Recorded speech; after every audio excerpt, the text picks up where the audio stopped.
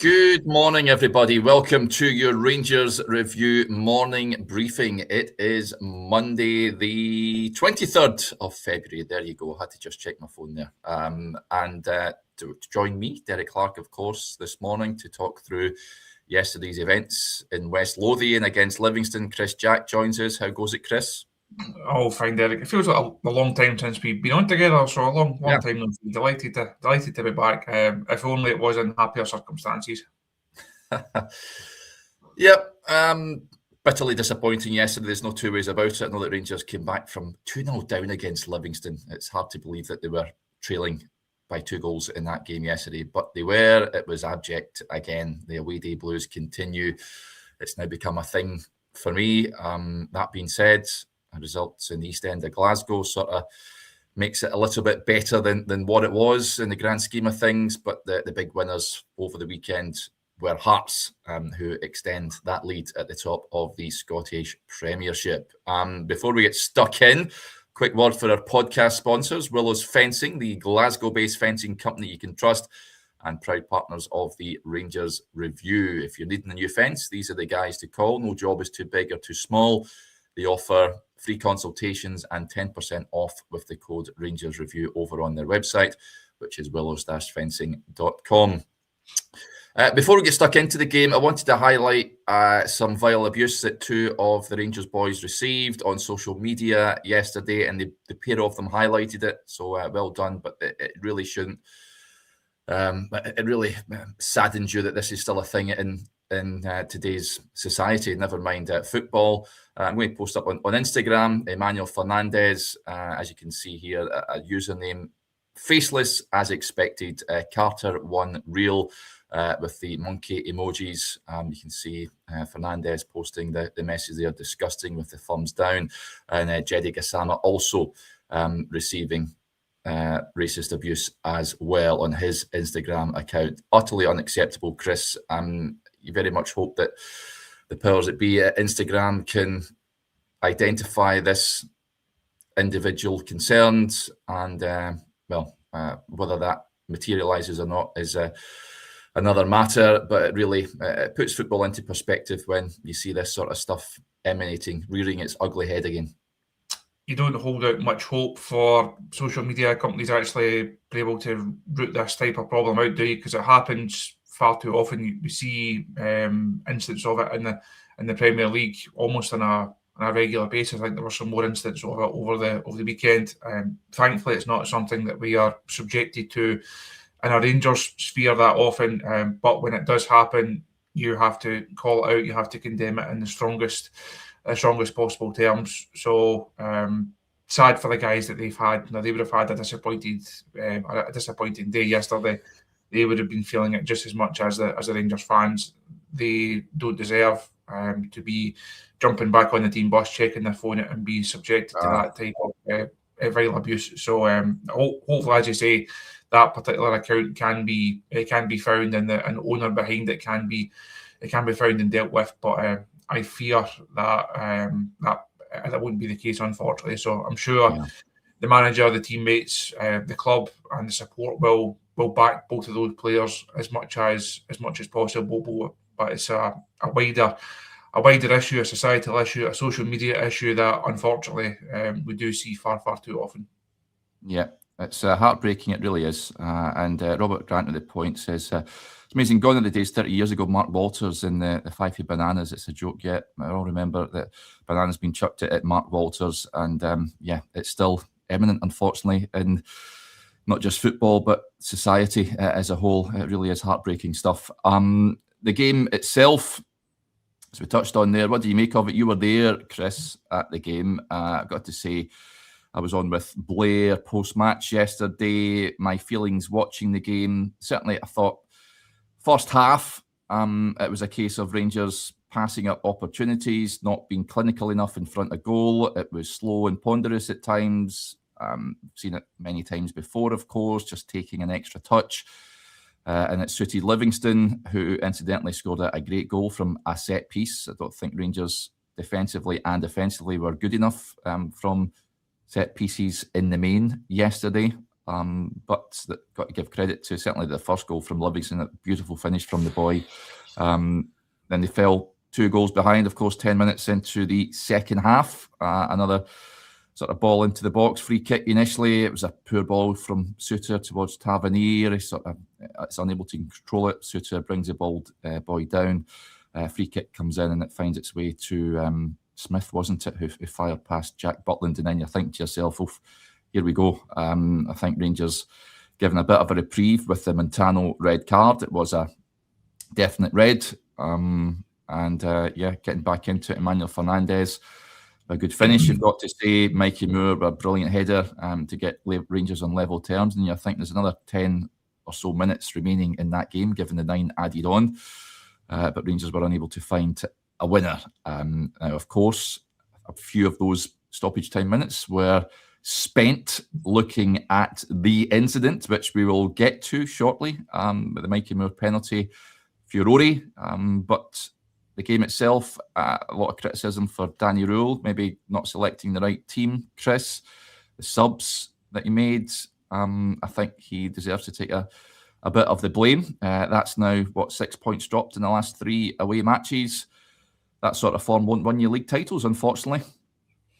I think there's quite a lot to unpack from. I was going to say 90 minutes, but 100 odd minutes. So the Moore incident, as you say, we'll come on and talk about that. I think you can look at starting lineup. I didn't have an awful lot of problems with. They are clearly short of a couple of bodies. Obviously, Dujon Sterling was never going to play on that part, so you can take him out of the equation. I think that makes the side weaker.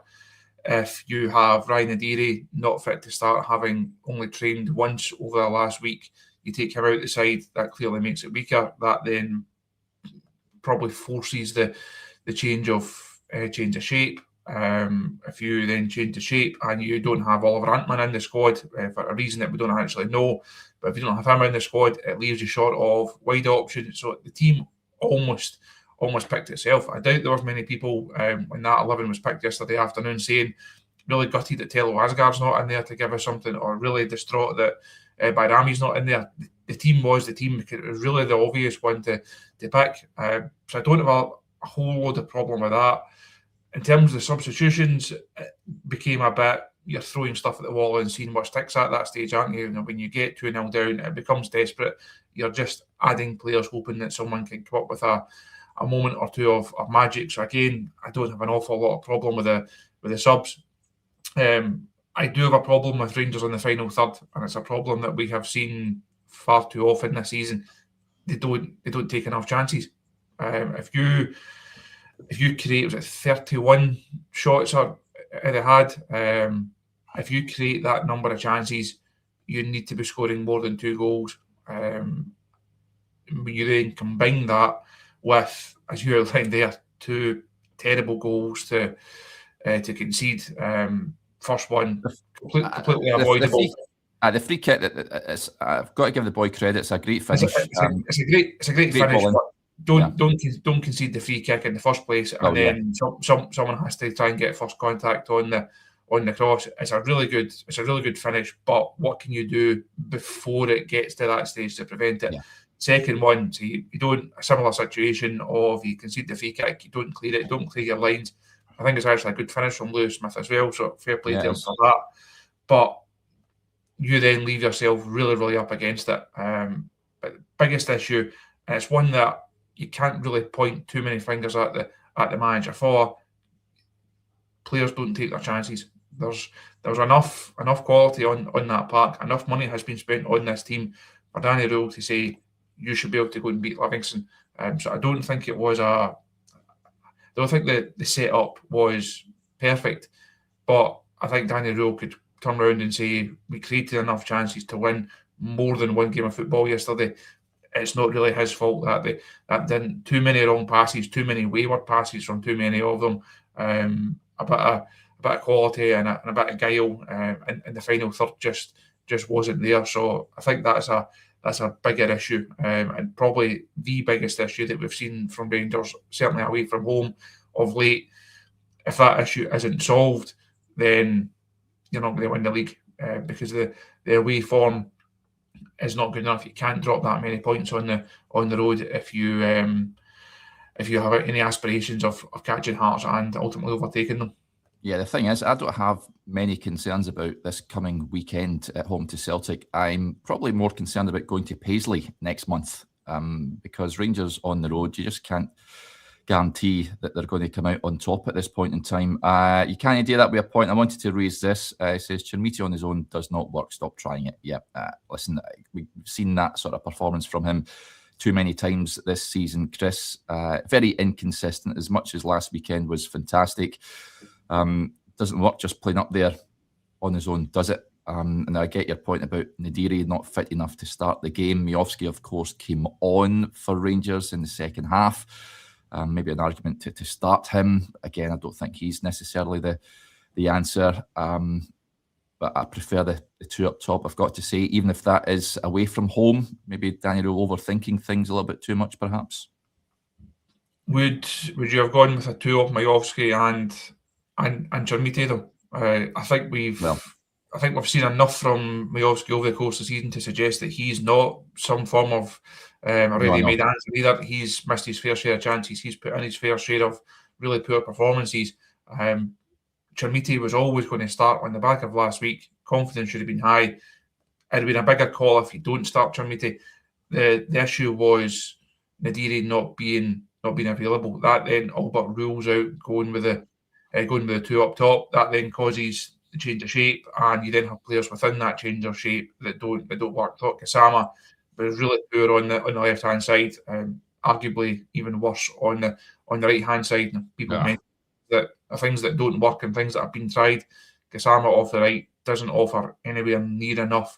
But Skov Olsen first half didn't work. Of course, it came off at half time. So you're looking. You can't point at the shape and say that was the problem. I don't think it was. I think it was the players not performing in that shape. You also have to give a bit of credit to Pryor, the Livi keeper, made a number of really good saves. On another day, he doesn't make all of those really good saves and Rangers score goals, but that's what he's there to do. He's there to put in the best performance for his side. So you can't really account for that. I think the biggest issue was too many of them just not being at it and not being at the required level. Yeah. You mentioned that the Livi goalkeeper. I know that many, and quite right to point out. I mean, Livingston are bottom of the league, but fair play to Marvin Bartley. He's got a tune out of this team since taking over from Davy Martindale. They're not the team that Livi were a few months ago, so it was always going to be a difficult game for Rangers yesterday. But again, if you've got any designs on winning league titles, you need to be going to places like that and picking up maximum points. John Souttar, as we touched on, came in for a bit of criticism. There's now an argument perhaps to be had for Nasser Giga to come in next week. Well, this coming week for the Old Firm game, Chris, do you see that happening? I personally think Daniel will stick with the Souttar-Fernandez partnership, but certainly there's a clamour from some to get Nasser back in there. I would be surprised if he changes it. I think the Souttar-Fernandez partnership has been the most effective overall, and I'd be surprised if the manager decided to go and change that ahead of either the first Celtic game or the second one. I think if both of those guys are fit, both of them play. It was 90 minutes that sums up quite a lot of John Souttar's Rangers career. He does some things well, but the things that he doesn't do well generally are very costly to the side. And the mistakes that he makes, it's an unfortunate habit to get into when you make a mistake, and it proves that detrimental to the side. But I know there's not a lot of love for John Souttar amongst a large percentage of the Rangers support, but I think it's him and Fernandez. I'd be really surprised if they change it and go with a 3 next week. So I think we'll see a 4 if Sterling is fit. He comes in. You're back to Souttar, Fernandez, and Robbins at left back, and I think that's a Rangers defensive line certainly for the first one. Interesting. Of course, no Sterling yesterday. The manager says he's got a muscle issue, shock horror. Whether he's back, he wasn't going to play anyway, given the surface. But Whether he's back for the weekend is another matter. We'll hear from Danny Rule later on in the week ahead of that game.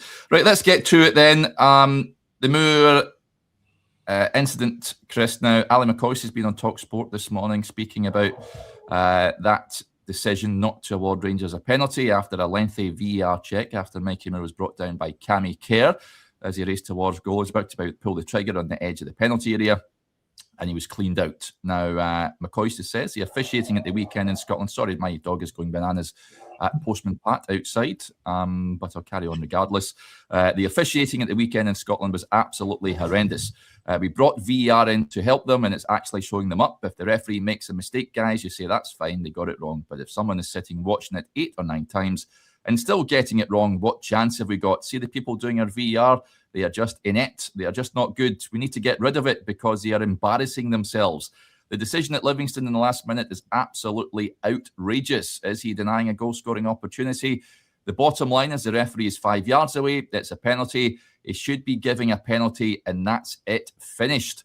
So there you go. That is what Super Ali had to say on that incident. Now, our good friend of the show, Mike McCurry, former referee, I messaged him earlier this morning, folks, and this was his explanation to the incident. Always the voice of reason is Mike. He said, it looks to me the first contact is outside the box, therefore direct free kick rather than a penalty. I think that is more or less agreed by TV. Clearly denying an obvious goal-scoring opportunity, therefore it's a red card. Although there are Livingston players in proximity, same with the Montano red card, they didn't dilute the opportunity for Moore to score. So I disagree with Chris Boyd. Compare it to the Motherwell player last week against Aberdeen, and that was at the halfway line, basically. VAR should intervene as it is a clear and obvious error by the ref, and as the referee gave nothing, should have sent him for an on-field review. It's not to say whether a goal would have resulted from the free kick, but for only 9 opponents and 18 yards from goal, we'll never know. So that is what Mike McCurry had to say on that. Chris, you were there. You've seen it with your own eyes. You've seen about 75 replays of it. What's your view of it? 175 replays, I think. Can I just agree with Mike McCurry and we'll move on? We'll say no more about it. I think it's a free kick and a red card. I think the howler in real time is the referee not giving a free kick. If you give the free kick, you then have to send the player off, and I think that's how it should have unfolded. I know people will say there is second contact within the penalty area and therefore it should be a penalty. Until we hear the audio or the SFA decide to publish or release some form of explanation, or so we might get that on Willie Collum TV at some point.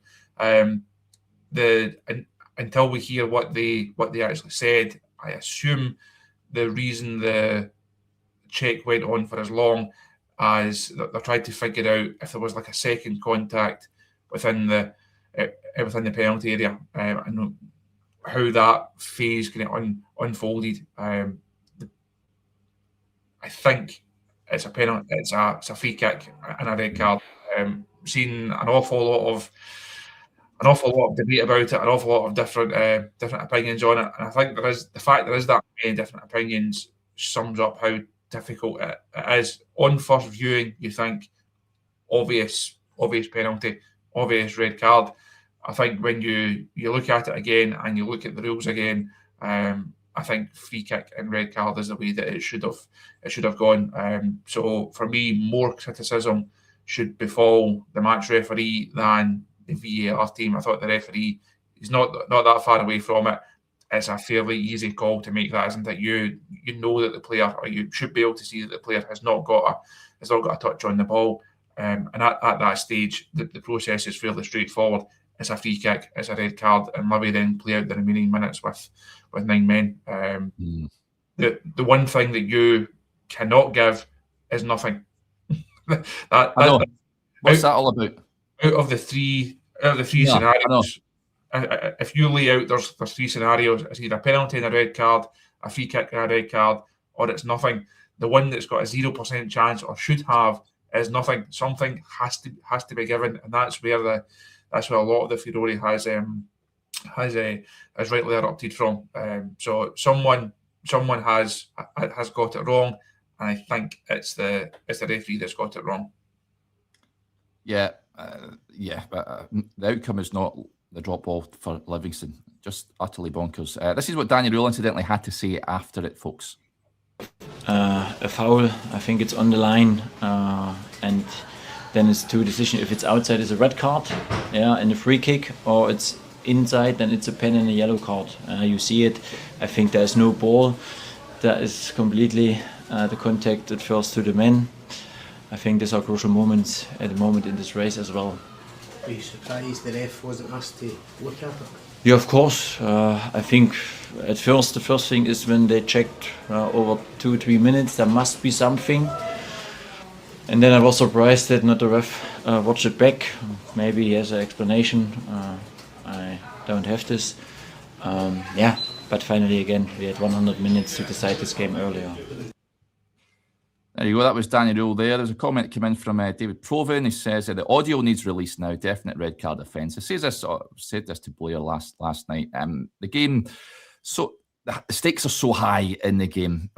Why can't we have a referee on hand? Even if it's not Willie Collum, we can give him a day off, but someone high up in the refereeing fraternity on hand to explain the situation in real time. I don't see this why there isn't that possibility to give the fans a bit of an understanding as to why it wasn't given. The game has moved on at such a rate that this sort of radio silence doesn't wash, and the silence until Willie Collum comes out with his all right on the night referee show a few weeks later is not good enough. Listen, I've said this before. I don't think there's an appetite to improve the officiating in Scotland. I think we've seen that with the appointment of Willie Collum replacing Crawford Allen. The SFA had a real chance to think outside the box and bring someone of real repute in. But when you've got Mike Mulroney at the top of the tree, then I don't think we're going to get that anytime soon. So I fully expect decisions like this to continue. It's not just Rangers, as I touched on there. Some of the calls, the St Mirren sending off the other night there was a joke for me. Ditto the Aberdeen Motherwell game in midweek. But we've got substandard part-time officials refereeing a full-time game. So what do you expect? This is the way it's going to unfold time and time again until it's rectified. So would you imagine Rangers will be seeking clarification on this one, Chris, that we've seen before? I think they probably will, but I think they will do so obviously knowing that it's not going to change. Everybody's not going to go back to Livingston and they can play the last 5 minutes and Tav is going to have a penalty to try and win the game. So ultimately, it doesn't make a massive difference. I think the Rangers have been really on the front foot over recent seasons in terms of asking for and demanding that standards improve and trying to aid that process, because ultimately, as I say there, Derek, it comes down to refereeing standards. And as we touch on, it feels like almost a monthly basis, maybe even a fortnightly basis on this show. The standard is just not good enough. You see the St Mirren one, that should have been the most obvious decision not to send the player off, and they somehow manufacture a decision where the player is sent off. The one yesterday, it's just so obviously a free kick, isn't it? And it's so obviously a goal scoring opportunity. So I don't see how these decisions are hard. See a lot of people making the point that referees have become a bit lazy because they know that the TV is there. They know that there's someone else watching. So if they don't make a decision, well, we'll get a second crack at it. I think that has been an unintended consequence of VAR. As much as it does help in certain situations, I think it certainly hinders in others, because refs just think we'll just leave it because the guys in the box will pick it up, and if I got that one wrong, I can go and I can get a look, and I can then come back and I can make it all right again. So that the standard has to improve. So I think Danny Rule in his presser there, I think he called it spot on in the way that he can outlined it, and his final point there of we had 100 minutes to win the game and couldn't. Ultimately, that's the biggest takeaway from me yesterday. I know people will rightly focus on that incident. It could be a costly one for Rangers. It could have been a game changing one for Rangers. But there was still a lot of football played before that. There was a bit of football played after that. And overall, yesterday, Rangers didn't do enough to win the game. And that's an issue that cost them yesterday. And it's, as I said earlier on, it's an issue that has to be solved, because if they don't, they're not winning this league. No, they're not. So, I mean, the league looks like this, folks. I'm sure you're well aware. Hearts with 4 points ahead of Rangers. Played 28 matches. Celtic in third on 54 points, having played a game less. That game, of course, up at Pittodrie against managerless Aberdeen.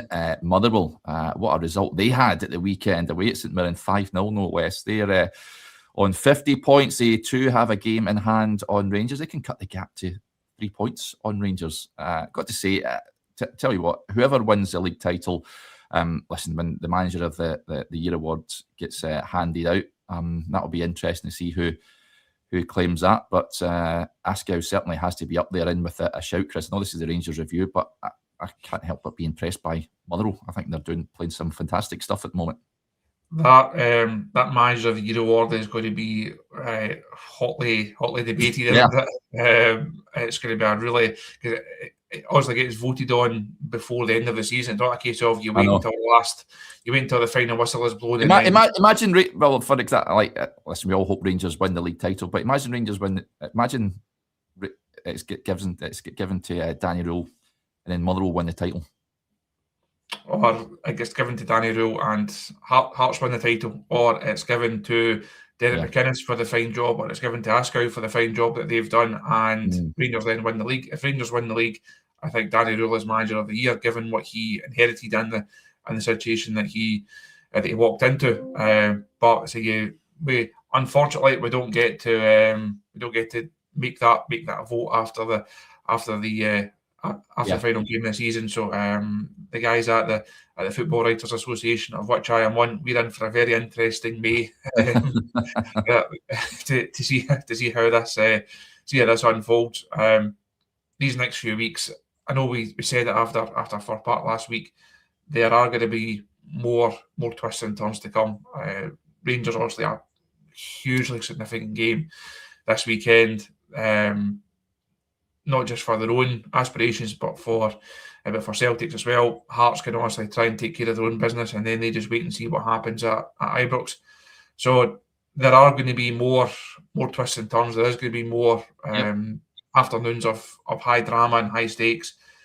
Hearts are now in a really strong position. I think they will be disappointed if they don't go win it from here. Do Rangers still have a chance? Of course they do. There's enough games left. There are enough points to play for to close that gap, to overtake Hearts and to go and win the league. Danny Rule said yesterday that he expects it to go to the last game of the season, and I wouldn't be surprised if you've got three teams all going for the title on the last day, potentially at three different games as well. There's going to be some twists and turns. It's going to be quite the close to this season. Not great for the old ticker, put it that way. Yeah, just noticed there, folks, there's 1690 of you watching, but only 35 likes. So make sure you up the likes and the love, folks, if you're enjoying today's show. So there you go. Great Wall of Canada gets in touch. It says Motherwell aren't winning the title. Lay off the drugs, Derek. Okay, buddy. Just say no, kids. So there you go. And I've seen some suggesting, but listen, I think the game at the weekend is must win for Rangers. But even if they do win that game, I wouldn't be necessarily counting out Celtic at that point either. Given that they do have that game in hand, as you quite rightly touched on, Chris, plenty of twists and turns to come. So yeah, but it's huge. Rangers, and like I said earlier on, I don't have much trepidation about that game against Celtic at the weekend. Ibrox, as we all know, will be bouncing. I think it'll be the same sort of atmosphere and then some that we've seen against Hearts recently. You can imagine what it's going to be like. 2 wins over Celtic in the space of a week would do nicely. Before we go, just before I forget as well, as you can see on the little ticker below, if you are watching us on Facebook and on YouTube, the Rangers Review Live is returning to the stage for the first time since 2023. We're back at Edmundston House, the event taking place on Friday, April the 10th, and subscribers can secure tickets at a special discounted price of £20 by using the code Rangers Review Pre. That's all one word, Rangers Review Pre, during a pre-sale period which ends at today. In fact, at midday, if I'm not mistaken, that's when it goes on sale to the general public at midday today. So if you want to take advantage of that discount price, folks, then make sure you do it before 12 noon. You've not done the live show with ourselves before, Chris. Looking forward to your debut. Saying that to Blair, we spoke about it pre-match yesterday. Not had the chance to be on the stage with you guys yet, so no, looking forward to it. It should be a good night. It's always nice when you're out and about or you're at a game and people come up and say that they're a big fan of the website or a big fan of the show and the compliment our work. So, but nice to see a number of people in the one place at one time. So I think ticket sales have been good so far, as far as I'm aware. So hopefully people can certainly, if you're a subscriber, don't miss your chance to get those discounted rates until lunchtime, as you said, Eric. And hopefully we'll see as many people there as possible on the night. Yeah, the link is below this video, folks, in the description. So click that and it'll take you through to buy your tickets. So yeah, there you go. It should be a great old night. Right, that will do us there. Big thank you to Chris and to each and every one of you for tuning into the show. Well done to George, who says he's bought his ticket. Well done, George. Hats off to you, buddy. Right. Enjoy your Monday, folks, whatever you are up to. What we'll do today, those of you that are Rangers Review Extra members, given it is a Monday, we'll record our Q&A this afternoon, 1 p.m. usual time. I'll pop the request out for questions over on the community page in about an hour or so. Get them in. We're usually inundated. We had Adam on helping us out last week. Yeah, that was very much welcomed, but I think I may be on my Todd this week. But you can join us at 1, folks, and we'll get through as many of your questions. If I don't speak to you, enjoy your Monday, and we'll chat again soon. Bye for now.